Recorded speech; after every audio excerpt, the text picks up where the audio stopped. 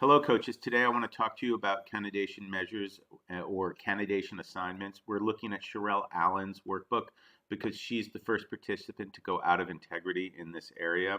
So the first thing I want to point out, it doesn't really have to do with the candidation measures. It's another area where she's out of integrity. If you look here, today is October 5th, and there are several dates that are in the future. And it looks like she got the date complete confused with the date by when, or she just said, I'm going to put in these date completes and just, oh, it will automatically trigger when that date happens. I don't know, but it really is something for her coach to investigate and look into. Uh, so that's uh, that's the first thing. Now, onto the candidation measures and assignments. There are six. The first three deal with being signed off on some aspect of uh, the introduction. The last one is leading the entire introduction to three non-graduate guests with a coach in the room, getting signed off on that.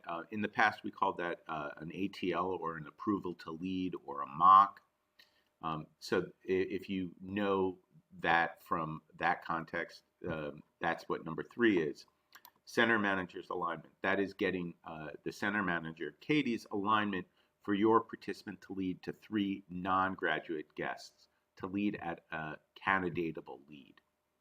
Fulfilling candidation measures. That's when your participant has led effectively at a candidatable lead, fulfilling all of the measures such that they can be a request to be an introduction leader.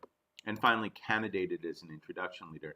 That is when your participant declares that they will be an introduction leader for Landmark. When they stand up on stage and say, I will, or I do, we've all done that in one form or another. Where they get confused. First, they get confused with meeting their minimal measures to lead with fulfilling on candidation measures. They think, oh, I caused my 20 guests and my 15 registrations and my guest card call out. I fulfilled my candidation measures. No, they fulfill their candidation measures when they lead effectively at a candidatable lead. And the second place they get confused is being candidated as an introduction leader. They confuse that with fulfilling on candidation measures, leading effectively at a candidatable lead. They think, oh, I've led effectively, I'm candidated as an introduction leader. No, that's when they stand up on stage and say, I will, or I will be an introduction leader for Landmark.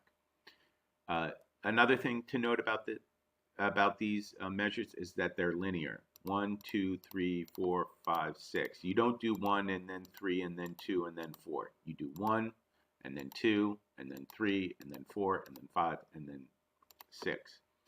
And it's really important that you have a conversation with your participant about this, because this is not in their manual. They have no context for what these things are and when they're supposed to mark them as complete. So it really falls onto you to have that conversation. And it can be a really, really great conversation to get them excited about the process of being leading an introduction and being candidated. If you have any questions, please let me know.